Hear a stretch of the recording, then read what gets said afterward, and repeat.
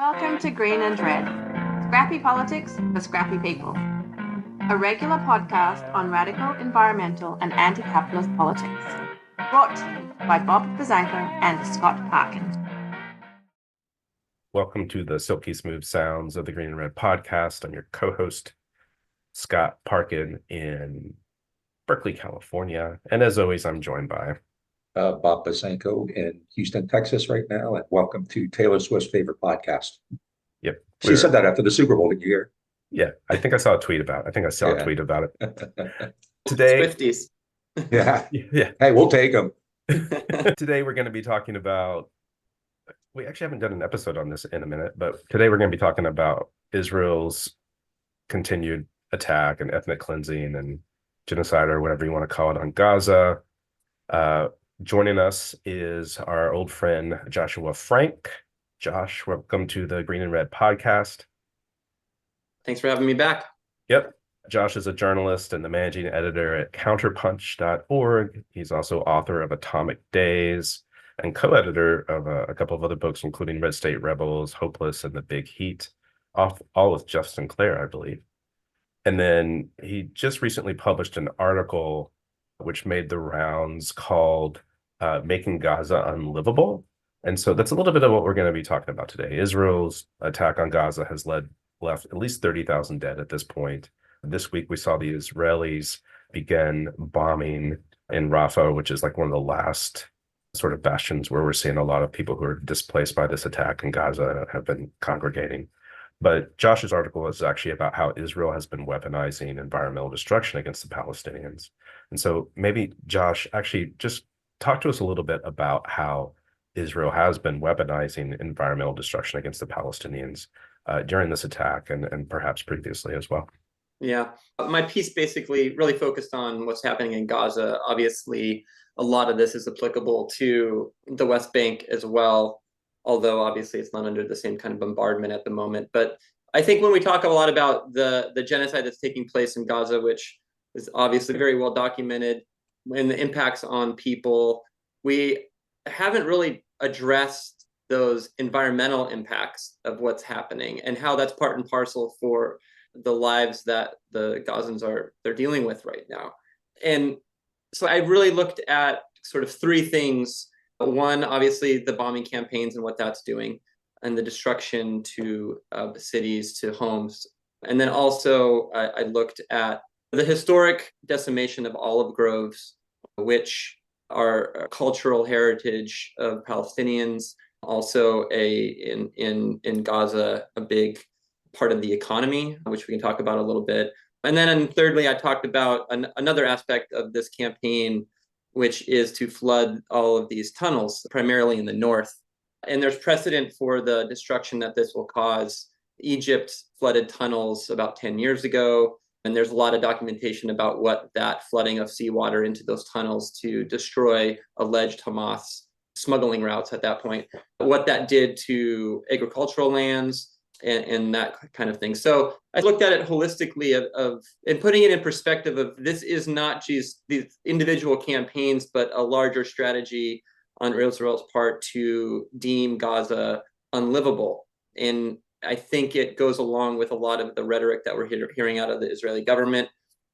And since October 7th and even prior that, the plan is ultimately to move Gazans out of the Gaza Strip. Now, whether or not that happens, there is some pushback now on the international level. Obviously, the ICJ's case. We'll see what happens. But also, news just came out today that, and I don't know if you've even heard about this yet, but reports are coming out of Egypt that they're building a buffer zone in the Sinai Peninsula, which would allegedly make room for Egypt to receive Gazans and move them out of the south and into Egypt, into the desert, which would be a crime, obviously. But if we're to believe the rhetoric of the Israeli government, this is what they've been talking about the whole time. And we also know they have nowhere else to go back to in the north. 70% of their homes have been destroyed. Looking at the environmental impacts of this, I think, are important to understanding the complexities of it and also the challenges that lie ahead if they are to return. What are they returning to? The aquifers are being completely polluted and destroyed. Even before October 7th, over 90% of the water was contaminated in the drinking water supplies. The sewage systems in the Gaza Strip are completely broken. This is before October 7th. The conditions before the war broke out, if we can call a genocidal assault a war, were horrific. And now it's just been exponentially made worse. Yeah, you start with by talking about flooding the tunnels and so on, but I was surprised. I had no idea how much bigger it was than that. And I think it began a couple of years ago with like kind of salination in the tunnels, which kind of, you want to explain how they did that? Yeah, so right now the plan is, and apparently they've already started to do this in the north. When I was writing the article, it was in the test phase, but they've set up these dual pumps along the coast that's transporting seawater into these underground tunnels to destroy the tunnels. What that salt concentration does is eventually permeate the groundwater supplies and polluting them, and as well as making the agricultural land, and most of the agricultural land in Gaza is in the north, making that land will be infertile because it'll be too salinated. So that's the big fear among people keeping a close eye on this. The other fear is that the water itself in the Mediterranean is very polluted in that area because of the sanitation being destroyed, the sewer being destroyed. So a lot of that stuff has been historically just dumped right into without being treated into the Mediterranean. So that's another problem, is that they're pumping this water in that's polluted to begin with and has high salt content. And so they're really fearful that the little agriculture that they were able to have is going to be destroyed, which is even going to make it harder to live. And then on top of that, when the ground, as we've noticed down here in Southern California with all the rain we had last week, hillsides collapse and we have those kind of problems.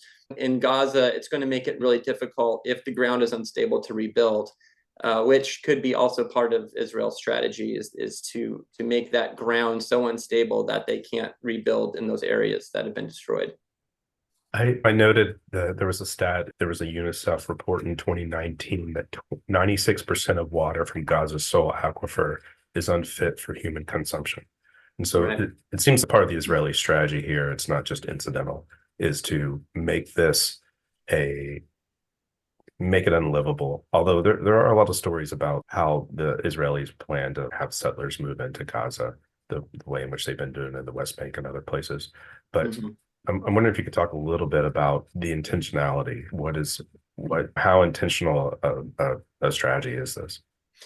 I think the evidence is just overwhelming that this has been the game plan from the get-go, and October 7th has been used as an excuse to destroy Gaza. I think at the highest levels of the Israeli government, they knew that they're really never going to eliminate Hamas, because Hamas is an ideology and it's a movement. They can impact its military capabilities, they can set it back, but they're not going to stop Hamas from spreading, and the hatred towards Israel is only going to be exponentially worse after this, of course. So I think that the intentionality of what they're doing in Gaza, and the amount of, if you want to call it a retaliation, of how disproportionate that's has been intentional. When I wrote that piece, and I think the numbers have changed somewhat since then, there was 29,000 air-to-surface munitions were fired. 40% of those were unguided bombs. Those are meant to destroy and are indiscriminate in what they destroy. 70% of all Gazans' homes, as I said earlier, have been destroyed. Nearly all the hospitals are not functioning. Most of them are totally destroyed. Most of the schools are now destroyed. Of course, now they're going after the United Nations efforts there as well. I think it's a systemic genocide and ethnic cleansing that has been going on for over 75 years. And the attacks of October 7th, the failure of the Israeli government to respond to those, and we can get into those details too. There's a lot of fishy stuff, of course. But I think they saw it as an opportunity, much like the US saw 9/11 as an opportunity to expand in the Middle East. I think that we've heard these comparisons that this was Israel's 9/11, but the reality is that the reaction to this is more of an apt metaphor for what's going on. And I think that's only expanding. And I think it's really important to also know that this is a nuclear conflict as well. Israel is nuclearly, they're armed. We know that this is expanding regionally. Just today, they struck southern Lebanon, some Hezbollah targets there. We know what's happening with the Houthis. Things are expanding and getting more and more dangerous as this drags on. And I don't think there's any turning back. And we know this, the Biden administration is completely culpable. And whatever sort of pressure they're allegedly putting on the Netanyahu and the Israelis isn't very effective, which makes you wonder if they're putting any pressure on at all, or if it's just a political ploy. So I think that this is systemic, and I think that we haven't seen the worst yet, unfortunately. Let me follow up, ask you a little bit of the munitions. In Vietnam, with stuff like Agent Orange and cluster bombs, there's still a significant consequences are visible. And I know in Gaza, we've seen white phosphorus and cluster bombs already used. Are there other, in addition to the immediate destruction, which we're seeing every day, this is horrific, are there any kind of other things that may be long-term? That we don't talk about a lot is, of course, the destruction of the buildings, but what that creates as far as air quality. Yeah. And I compare it to the World Trade Centers, the towers that went down in 9/11, and the lingering health effects, obviously, on the people in that part of Manhattan, and also the impacts on air quality going forward. It was like about a year even after 9/11, the air quality in lower Manhattan was horrible. And now I can't imagine how bad it is in Gaza. We can't measure these things right now, of course, right? Because we don't know exactly what's going on, but those impacts have to be far greater. And that's not even taking into account the leftover debris. We know that these bombs Gaza is a testing ground, right? Gaza is a testing ground for Western arms manufacturers. And so we don't know exactly what's being used in some cases, but we know the impacts are horrific. And it's going to take decades to really not only rebuild, but to understand the true toll that this has taken on the region, which when we talk about, I think we're having a delivery, so the dog is going at it.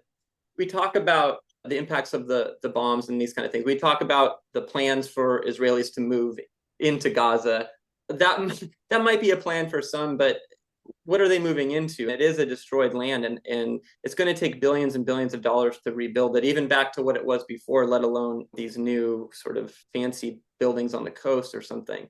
So it's a horrible situation, and I think we haven't seen the worst of it yet. And I think the estimates of what's coming out of this destruction are lowball estimates. They're very conservative estimates. I think it's much horrific and much worse than we can even predict. Just to go back to something you mentioned before about the olive trees, I think in your article you talk about it's 10% of the Gazan economy. How is this? This is an example of also the Israelis trying to destroy Palestinians to be able to have a viable economy. And so it's in a sense, it's also not only environmental warfare, but it's also economic warfare. I'm just wondering if you could comment on that. Yeah. And it's also cultural warfare. And the olive tree, what it represents to Palestinians it has a very deep history in Palestinian culture. Since 1967, Israel has uprooted 800,000 native trees, Palestinian and olive trees. And it's not just these trees that are like monocrop. These are forests. They have many other trees are in these areas, like buckhorn and piney hawthorn and almond trees and Aleppo pine and fig trees.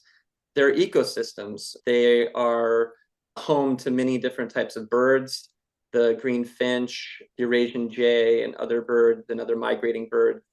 So these are forests that are cultivated forests and have been historically cultivated. But in the West Bank, they've been torn down to build settlements. In Gaza, they've been destroyed for sometimes no reason at all, other than to destroy, like you said, to destroy the part of the economy.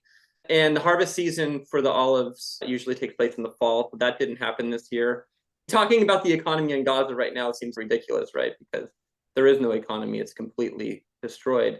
But before October 7th, olive harvest made up about 10% of the entire economy of the Gaza Strip. There was thousands of farmers that harvested these olive groves, and so it's a big part of their income. And a lot of them that I have in the article talk about not knowing if they're first of all, if they're ever able to go back to these areas, and secondly, what if they do go back, if those olive groves are even there.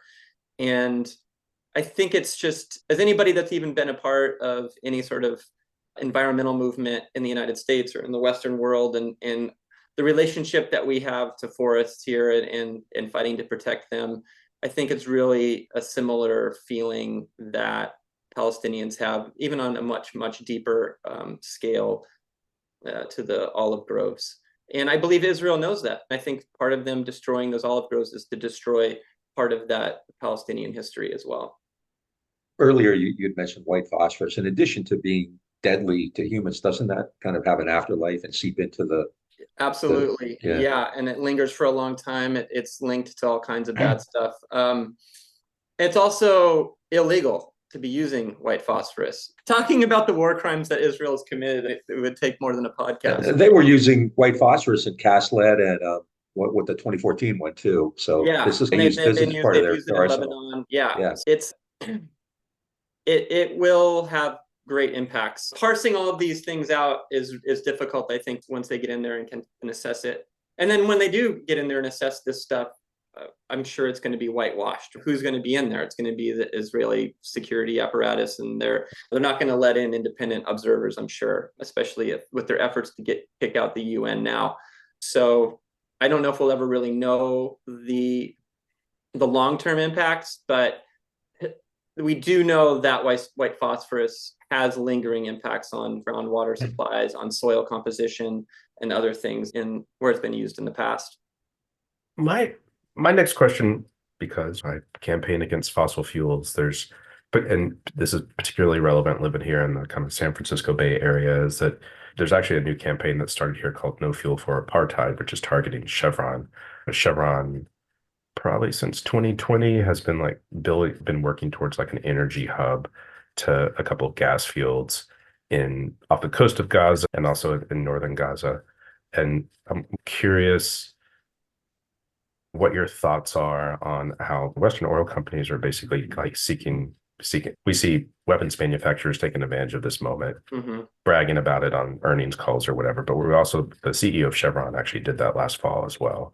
And this is also like an environmental impact as well. And I'm just wondering what your thoughts are on that. Yeah, I think for the fossil fuel industry, this is potentially an opening for them to get into the region more so than they already were. I think it's probably more likely that you're going to see oil drilling off the coast in the Gaza Strip before you're going to see any sort of building for settlements, just because obviously it's much easier to get in there and harvest oil than it is to build and clean out aquifers. And of course, we know the oil industry is very good at polluting aquifers too, so it will just make it a dead zone. I don't know a lot about. I've seen some of the sort of overarching plans for some of these ventures, of course, pipelines and other things through the Gaza Strip.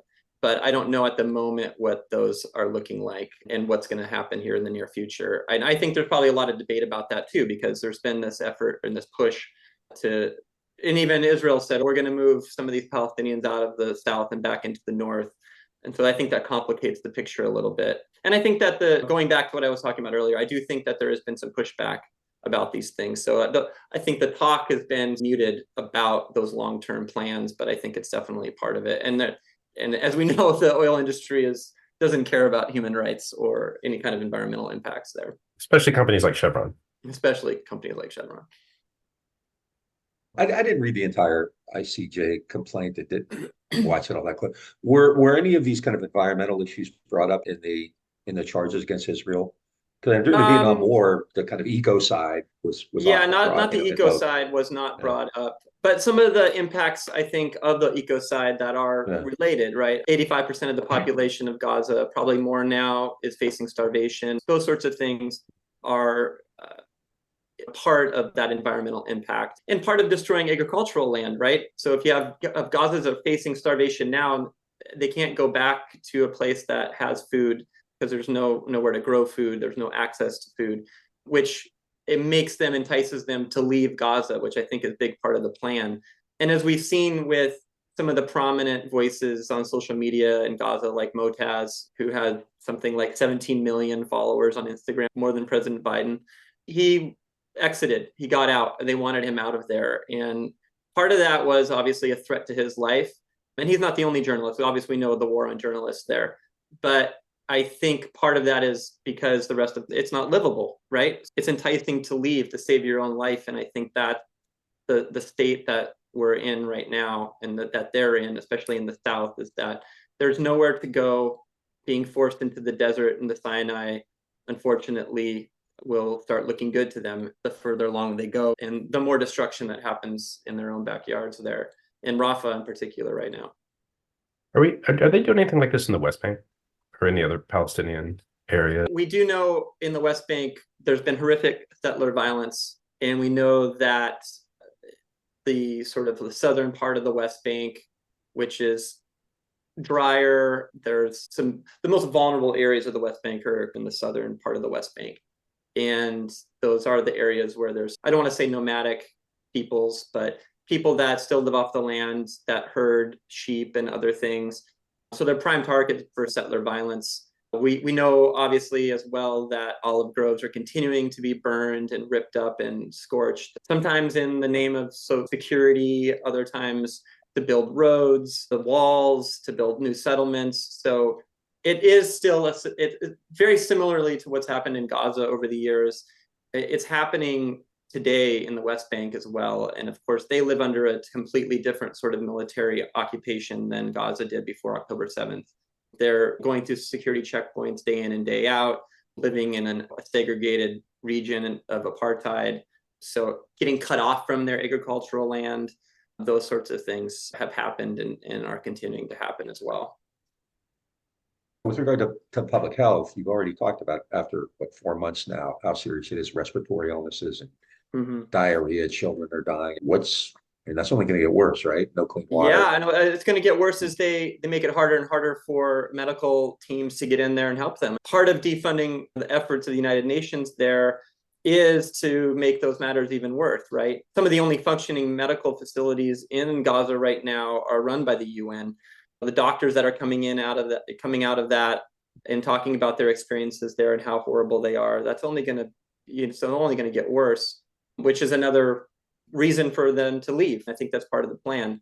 They've given some estimates of asthma, what's happening. I think a lot of that has to do with the detonation of buildings and the dust and the lingering sort of toxins in the air. It's something like 10% of Gazans now are dealing with asthma that weren't prior to October 7th.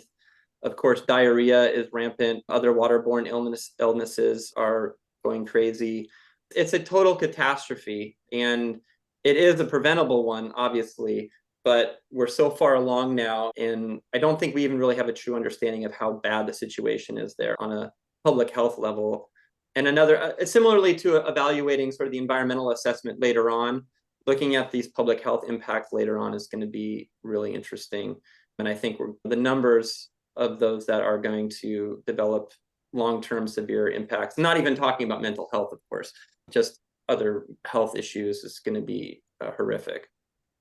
Yeah, 50, 60 years later in Vietnam, you still have entire orphanages for Agent Orange babies and things like that without arms and encephalitis. Yeah. Yeah, same in Iraq. And of course, on the human health side as well, we already know the death toll and how high it potentially is, but how many others are amputees or coming out of this with other ailments is unfathomable, really. And then bodies in the rubble. Yeah, and then all those that are you can't count because they're buried. Yeah. One of the things that strikes me is always the sort of environmental impacts, and the environmental health impacts are always the sort of after the fact sort of conversation, thinking about Iraq or thinking about Agent Orange in Vietnam or things like that. Are there any agencies or institutions which are talking about the sort of environmental destruction being weaponized by the Israelis at this point? Or is it's going to be like, no pun intended, the dust will settle, and then we start talking about the long-term health effects of some of this environmental destruction? And then I have a sort of follow-up question. Yeah, historically, when we look at Kuwait and the burning of oil fields and these sorts of things, depleted uranium of soldiers that were cleaning up things, cleaning up tanks in the battlefield in Iraq, those sorts of things. A lot of these studies come out later. When it comes to environmental impacts, these are epidemiological studies in some cases. Sometimes they're like long studies because a lot of the impacts linger and don't show up till years later. It takes a lot of time and it takes a lot of resources. And historically, in this country, at least, and in Britain as well, a lot of those studies aren't funded properly, or they lose funding, and it's hard to track these people. They get lost in the system. I'm talking about soldiers in particular in that case, which is obviously people that are being impacted in Gaza as well are Israeli soldiers too, and a lot of them young men. So no, it's hard. It's really impossible to track some of this stuff right now because it's so fluid. And I don't think that the governments have an incentive. Israel definitely doesn't have an incentive to track the destruction because it doesn't bode well for them. The United Nations kind of can keep an eye on this, and they do monitor things, but they only can do as much as they're allowed to do. And we know Israel is not going to allow them to do what they need to do in order to get a full picture of what's happening. My other question was, what sort of response have you gotten from telling this story? It's not me. I think Kate Aronoff had a story around climate environment around Chevron last fall in the New Republic. I haven't actually seen too much reporting on this.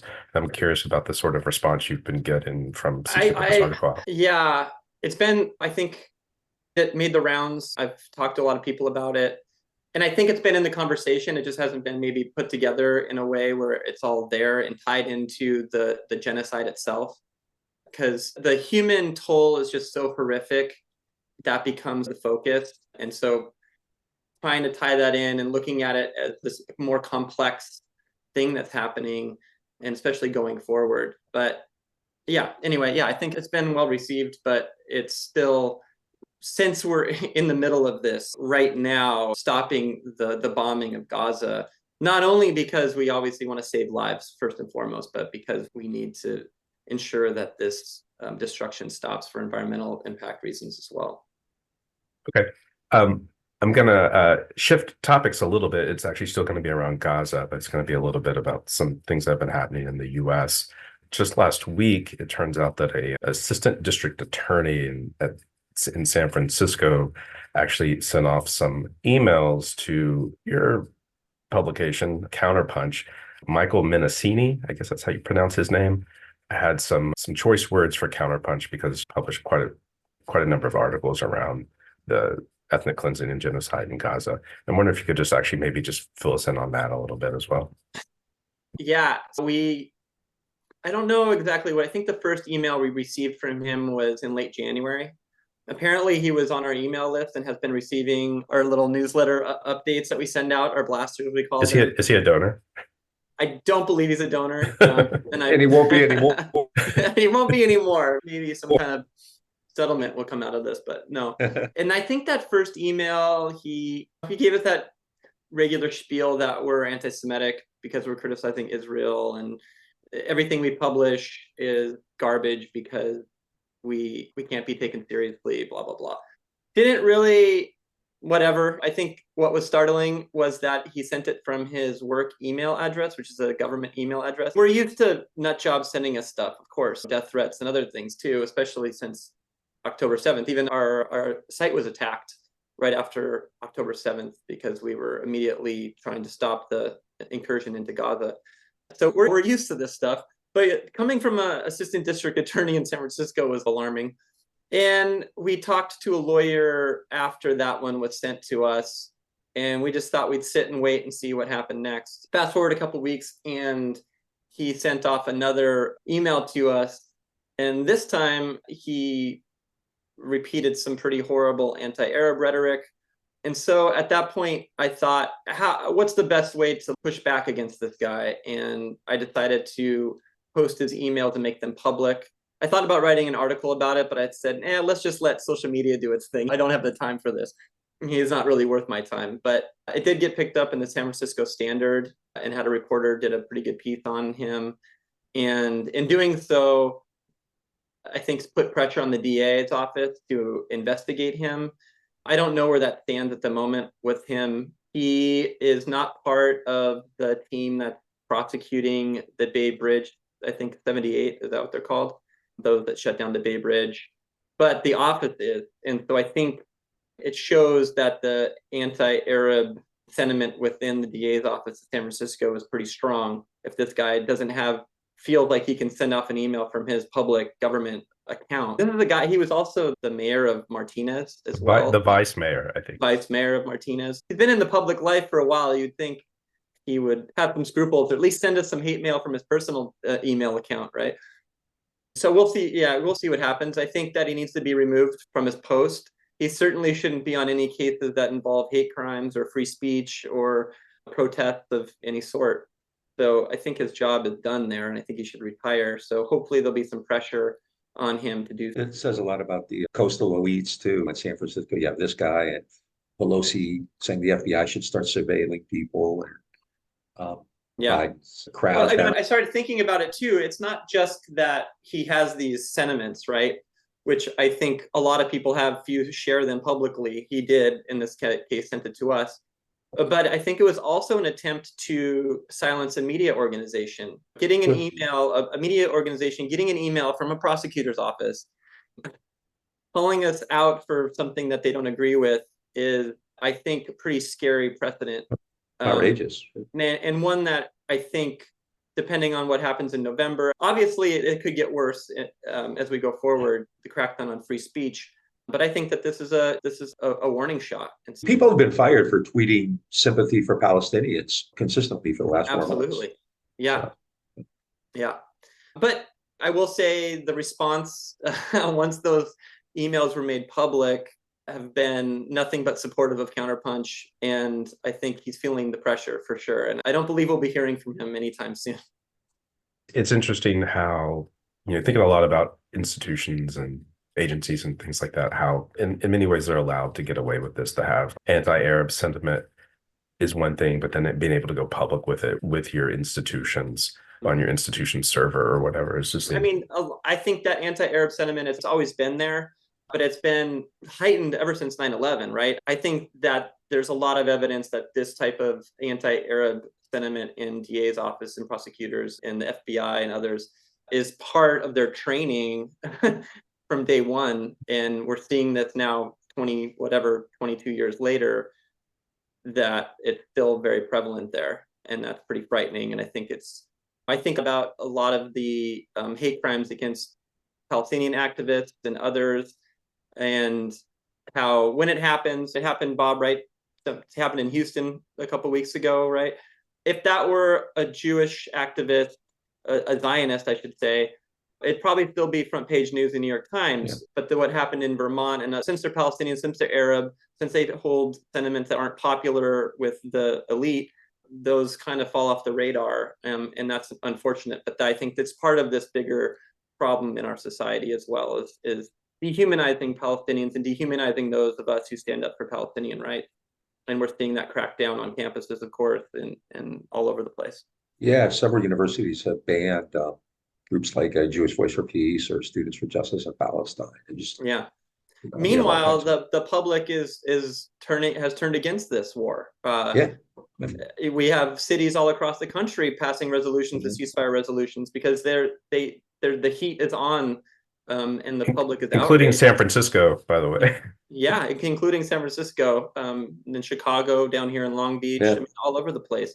So meanwhile, the tide has shifted, and as horrible as it is, and not knowing the future, what the future holds for Palestinians, never in the existence of the state of Israel has there been this much scrutiny of what they're doing on an international scale, day in and day out, documented on social media, documented in the news. Even the New York Times is having to cover this stuff, right? So I try to hold on to that. I try to hold on to the fact that I think that there's a great opportunity for a new anti-war movement. I don't think we're there yet. I'm very inspired by Jewish Voice for Peace and other anti-Zionists in the Jewish community, as well as our rank and file anti-war folks as well. We have a big opportunity to push back against U.S. empire and the apparatus that we support in Israel is part and parcel for that. And so I think there's just a great opportunity to move this forward, and I'm inspired by that despite the horror that we're witnessing. Yeah, I completely agree with that. And speaking of the Bay Bridge action, they actually did a blockade on the Golden Gate Bridge this morning. Today I saw that. Yeah, in response to the Israelis' bombing of Rafah. We know the DA's office will be under scrutiny now if they're going to prosecute anybody. Yeah, exactly. Hopefully they'll keep that in mind. I actually only have one question left, which is actually a little bit unrelated. I don't know if Bob has anything else. No, I'm good. Just a great article, I think. I've studied wars my whole life, and this is one element that I think is not really covered, that I call an ecocide, but you see this in Vietnam and Korea, just the consequence of the long-term impact, unexploded bombs and things like that. So this is important to get out, using food and water as a weapon. Yeah. So. Yeah. It's the other day I think in every genocide that been documented, a lot of these elements have been in place. Yeah, I was teaching the other day about the origins of World War I and the British blockade, which in 1914 was a violation of international law. So it's been over 100 years, and the U.S. has just clearly, objectively rejected international norms. Yep, absolutely. My last question actually is unrelated. It's a little more of an environment climate question, and partially because you're based in Southern California, but we've been seeing these atmospheric rivers and all over the state. So I think another one's coming today in the Bay Area, but Southern California, particularly the Los Angeles area where you are, has been hit particularly hard. And I'm just wondering, I'd actually seen some posts from you with the LA River almost looking like it was overflowing if it wasn't. And I'm just wondering if you have any thoughts on that, since it's also a little bit of your beat as well. Yeah, I think. And we could probably do a whole show on this too. I want to put that out there, but I thought I'd wrap up with that. Wrap up with the river. Yeah, I think what we're witnessing here is we're living in a world of extremes. We know that climate change is impacting so many different things in so many different ways. But one of the things that we now know for sure, I think, is that these weather events are going to happen, maybe not more often, but when they do happen, they're going to be more ferocious. And that's certainly the case with hurricanes. And I think in the case of the dry spells that we're going to experience, droughts, they're going to be more extreme. And then cases like the atmospheric river that just happened down here was more extreme. I think this is our new norm. The infrastructure, talking about the LA River, unfortunately, I think this sets back the idea of rewilding the LA River in some ways, because now people are really afraid of flooding, and rightfully. But it did hold, the flood infrastructure here did hold, but will it in the future? If we get hit back to back, it could be much greater, the impacts of atmospheric rivers or storms down here. We have another one coming. I don't know if it's an atmospheric river, but I think we're expecting a couple more inches this weekend. When the ground is saturated, there's nowhere to go. Hillsides are collapsing. A lot of the hills in and around LA are at great risk. They're having to evacuate some of the canyons because they're afraid of mud debris and flow. And just, I think this is our new norm. And of course, Southern California, as Mike Davis wrote about so eloquently and documenting the ecological disasters that we face, he was very prescient, right? He predicted that we're going to be living in a time where these things become more exacerbated. And I think we're in the middle of it right now. So if we want to understand all of this, I think we go back and read Ecology of Fear, and at least for Southern California, see what we're in for. Yeah. Josh, it's been great talking to you again today. Yeah, thanks so much. Thanks for having me. Appreciate it. Yeah. Folks, if you like what you're hearing, check us out on Facebook, Instagram, and Twitter. If you're watching this on YouTube, hit subscribe. If you want to make a donation, go to greenandredpodcast.org and hit that support button. How do we get one of those hats? We have to get a hat, yeah. Right. Let me finish the Patreon bit. If you want to become a patron, go to patreon.com/greenredpodcast. And then we have hats for a $25 donation. And you just have to email greenredpodcast@gmail.com and we will get you one. And we have gotten a whole big order in. So we have many to give out. Folks, please sign up and get a Green and Red Podcast hat. And then also put it on social media and say, hey, I love Green and Red Podcast. That would help us a lot too. Also, I came across 2 big boxes of my first book, Masters of War. So if anybody wants to make a donation and get a book, you can do that too, especially if you're interested in the JFK stuff, the loonies that we've been debating for a couple of years now. Yep. Lots of swag. Lots of drip. Everyone out there, go out and misbehave and make a lot of trouble, and we'll talk to you again real soon.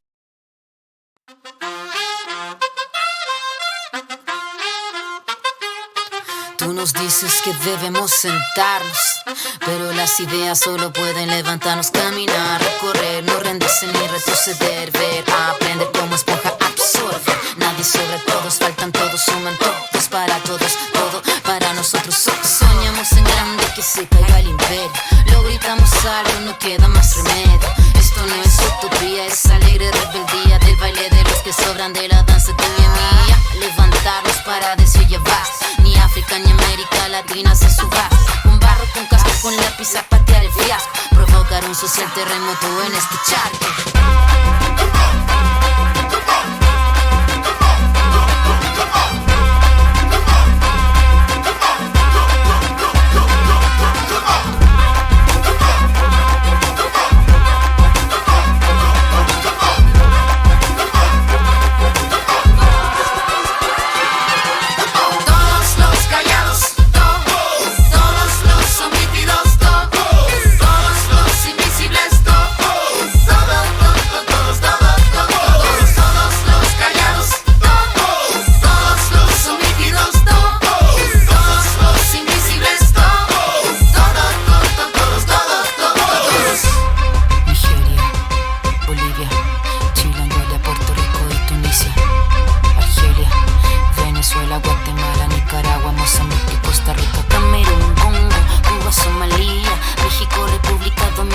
Tanzania, fuera yanqui de América Latina, franceses, ingleses y holandeses, yo te quiero libre, Palestina.